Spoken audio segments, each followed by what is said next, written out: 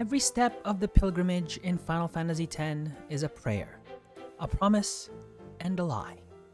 In the world of Spira, the pilgrimage is the most sacred journey a summoner can take. A voyage to defeat sin and bring peace to a world bound in suffering. But what if this holy journey was never meant to save anyone at all? Today, we're going to break down the lore behind the pilgrimage, its origins, its rituals, and the tragedy hidden beneath Spira's faith. If you're new here, welcome to the channel. I do lore deep dives and what-if stories for Final Fantasy and other games every week, and I'm aiming for 5,000 subscribers by the end of the year. Your support helps keep me creating content less like this, and I'd love to have you along for the journey. And I stream every Wednesday and Saturdays at 8 PM PST, where we hang out and play some games. Now, let's begin the pilgrimage. Every pilgrimage begins the same way, with a calling. In Spira, summoners are revered as chosen individuals, spiritual figures who dedicate their lives to ending sin's terror. They begin their journey in their home temples, receiving their first Aeon by praying to the faith. For Yuna, that first step takes place in Besaid Temple. Surrounded by her guardians, Waka, Lulu, and Kimahri, she earns Valefor, her first Aeon and symbol of hope for her people. But this ceremony is more than just a test of power. It's an initiation into the cruel reality of Spira's faith. Every summoner knows what waits them at the end of the road, a final confrontation with sin and the ultimate sacrifice. The pilgrimage is framed as a sacred duty, but it's built on fear.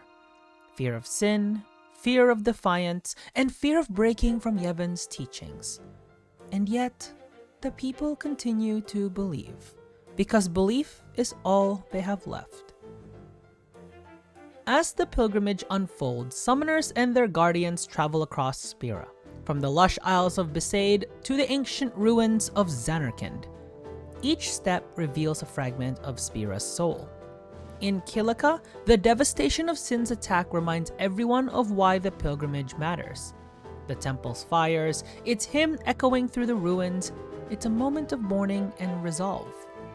Luka, the great stadium city, represents distraction, a place where people forget their pain for a few fleeting hours through Blitzball. Even here, Yevon's shadow lingers. Jose crackles with lightning, its temples glowing like hope in a storm, a reflection of the summoner's faith clashing with the harshness of reality. Macalania glimmers with beauty and illusion, much like Yevon's promise of peace. Beneath its crystalline surface lies a cold truth waiting to be uncovered. And finally, Mount Gagazet, the frozen threshold of faith, the sacred mountain guarded by the Ronso, where only true summoners may pass. Each temple, each Aeon carries symbolic weight, not just as power, but as lessons. Valefor represents freedom, Ifrit symbolizes endurance, Ixion embodies control, Shiva reflects clarity, and Bahamut, wisdom beyond youth. The pilgrimage isn't only physical, it's spiritual. It strips away comfort, illusion, and self until nothing remains but truth. To understand why the pilgrimage exists, we have to look back to the creation of Yevon's faith. 1,000 years ago, between Bevel and Zanarkand, a war nearly destroyed the world. When Zanarkand faced annihilation, the summoner Yu Yevon sought to preserve his city through summoning, turning its people into faith and binding himself into the monstrous shell that would become sin. Yevon's followers then built a religion to justify his creation. They taught that sin was divine punishment for humanity's sins, and that only through prayer, humility, and pilgrimage could peace return. But the truth is far darker. The pilgrimage was never meant to free Spira. It was designed to maintain the cycle. Each generation of summoners sacrifices themselves to create the final Aeon. That Aeon defeats sin. But Yu Yevon's spirit then possesses it, transforming it into its next iteration. The cycle continues, endless, eternal, unbroken. Yevon's teachings became the chains of Spira's people.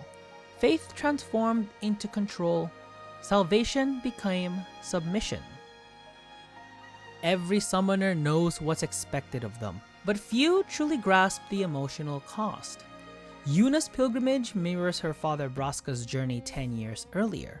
Braska's victory brought the calm, but his sacrifice left his daughter with a burden she could never escape: to honor him by following the same path. This is one of the most poignant themes in Final Fantasy X. The way duty is inherited, the way faith can become a caged passed from parent to child. For Yuna, her guardians become her true family. Wakka's optimism, Lulu's wisdom, Kimari's loyalty, and Tidus' defiance of Spira's fatalism. Together, they make the pilgrimage something more than ritual. They turn it into a journey of love, friendship, and self-discovery. But every victory feels bittersweet, because the closer they come to Zanarkand, the closer Yuna gets to her death. Each temple's faith tells its own story, and those stories quietly reveal the cracks in Yevon's doctrine. The faith are not gods. They're human souls trapped in stone, dreaming eternally to keep Yevon's illusion alive. The Temple of Bevel hides its machinery, showing the hypocrisy of a religion that condemns technology while secretly relying on it. At the Cavern of the Stolen Faith, the forgotten spirit of Yojimbo serves as a reminder that not all souls found peace in Yevon's system. And at Mount Gagazet, Bahamut, a child's faith, reveals the truth to Tidus. The faith are tired, and the dream must end. The pilgrimage then becomes a journey towards truth, where the summoner learns that the gods they worship are victims themselves. The end of every pilgrimage leads to the Zanarkand ruins, once the jewel of civilization, now just echoes and ghosts. Here, the summoner meets Lady Yunalesca, the first to defeat sin. She offers the summoner the choice of sacrifice. One guardian must become the final Aeon, giving their life to ensure the summoner's death will not be in vain. But Yunalesca herself is proof of this lie. She's been trapped in undeath, maintaining the same cycle she once began. When Yuna and her guardians learn the truth, they make the unthinkable choice to refuse the final summoning. This defiance marks the first time in 1,000 years that someone breaks Yevon's chain of obedience. The pilgrimage ends not with death, but with rebellion. By rejecting Yunalesca's offer, Yuna chooses to challenge the foundation of Spira itself.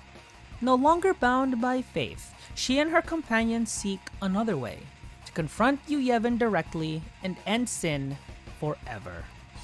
This moment represents the transformation of the pilgrimage from a ritual of submission into a journey of freedom. It's not about bringing temporary peace anymore. It's about ending the system that feeds on sacrifice. When Yuna defeats Yevon, she doesn't just end sin. She ends the dream of Zanarkand and the 1,000-year lie that held the world together. The pilgrimage becomes, at last, a story of liberation. When we step back, we can see that the pilgrimage isn't just a fantasy story mechanic.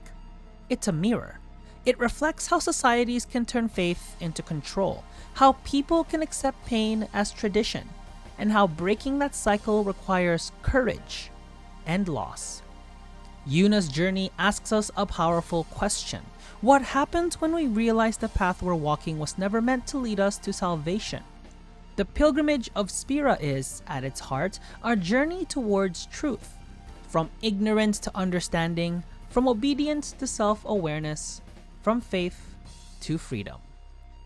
Even after sin's defeat, Spira doesn't find peace right away.